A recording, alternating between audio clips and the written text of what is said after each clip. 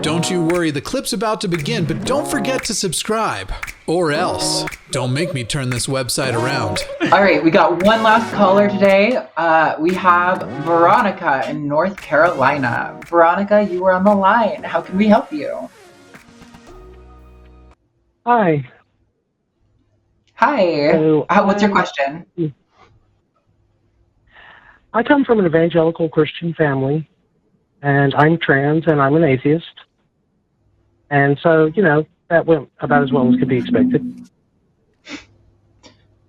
And I'm about to give up on them. My mother keeps insisting that she loves me and will forever, of course. And I'm about to give up as a lost cause. How do you know where to draw that line, and how do you live with yourself afterwards? Ooh, Right. that's a fantastic question. Yeah, I'm really sorry you're in that position. My family history is kind of complicated. My father is not religious himself. However, I was put in a very deeply fundamentalist evangelical school, and he echoes a lot of those values, even though he doesn't hold religious beliefs himself. Oh yeah, right, solidarity. But I've had to several times cut off connection with my dad. Currently, we are in a position of not generally talking.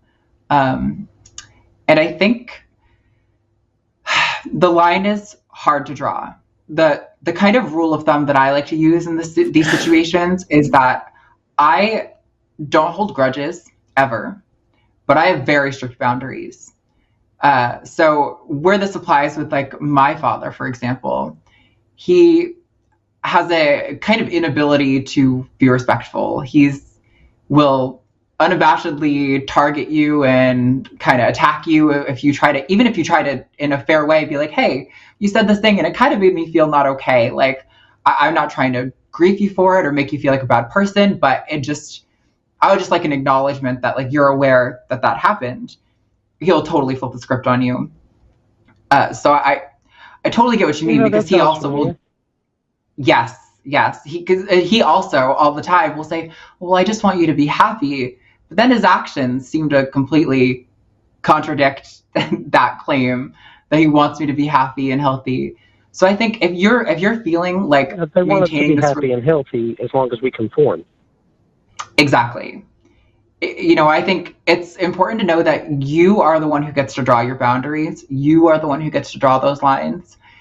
If right now the way your family is treating you is making you feel like, in spite of what they say, that they're not accepting you or loving you or treating you the way that you deserve to be treated, you have every right in the world to say, you're my family and I wish we could have a relationship, but until you can learn to respect me, I'm not going to be able to do that.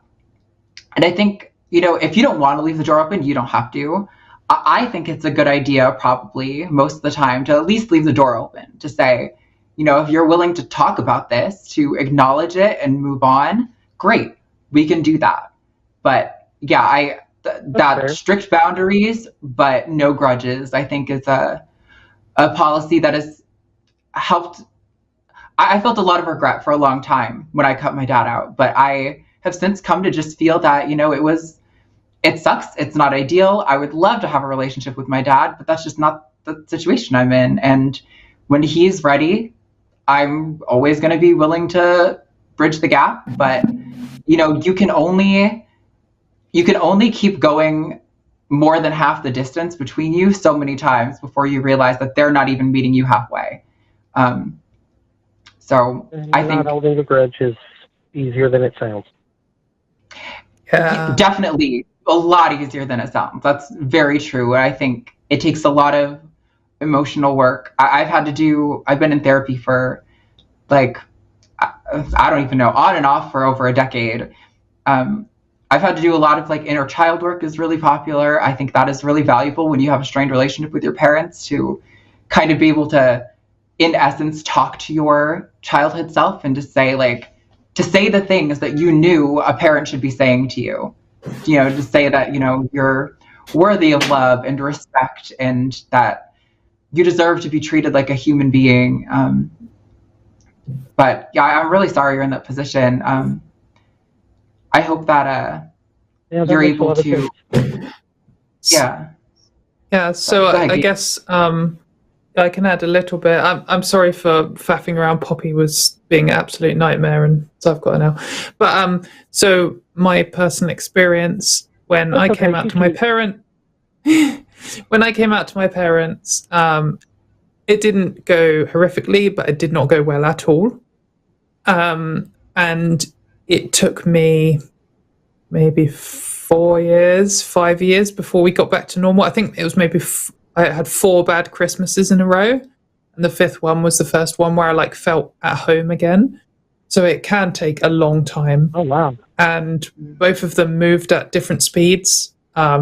My dad took a lot longer than my mum, and I think we're stronger than ever.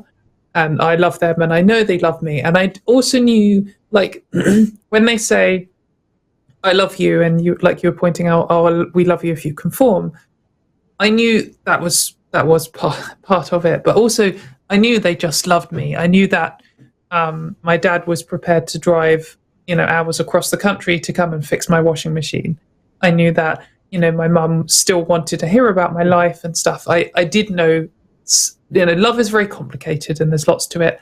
And they hadn't, because some people face total outcast, their family just doesn't want anything to do with them. It was very difficult for me, and it took me a long time to work on it. And it's just hard to handle when it's your parents. It's just so different than when it's a friend. But I just was very determined. Yeah. And I know that sometimes you've just got to draw a line, and everyone's situation is different. But I decided that I just wasn't prepared to in the conditions I faced and the situation I was in, and I just kept going. And eventually, they came round, and people do come round. Sometimes people come round after decades. I saw a documentary about some lady whose mum cast her out and said, "I'm never going to talk to you again." And then 20 years later, they met up for the first time ever. And all of a sudden, her mum had this huge breakdown and was like, "Oh, I've lost my daughter for my life, and I want her back." And people people do come around. So if you do need to draw a line, like Arden says, even if you are feeling like holding a grudge, you can still have the door open to people coming around. It can happen. Though also, I don't want to paint this false picture. I do know people who have just lost family members, and it's been years and years and years. So it is hard to say. I hope that just sharing my experience can help you. Well, it certainly doesn't hurt. Yeah. Thank you. I'm sorry we couldn't give you maybe more of a roadmap on how to fix these things. Relationships are complicated, and I think an essential part of being human is feeling connected to your family and to people in your life. And it really hurts a lot when you know that your connection to your family is not the way it's supposed to be. And I have a lot of empathy for you in this situation. Thank you so much. Yeah. Thank you for calling in. I hope it helped. And good luck. And just know it can take years, and it's better than ever. I'm closer to my family than ever now. And at one point we were not good. Keep the boundaries, but try not to give up. Yeah. Best of luck, Veronica.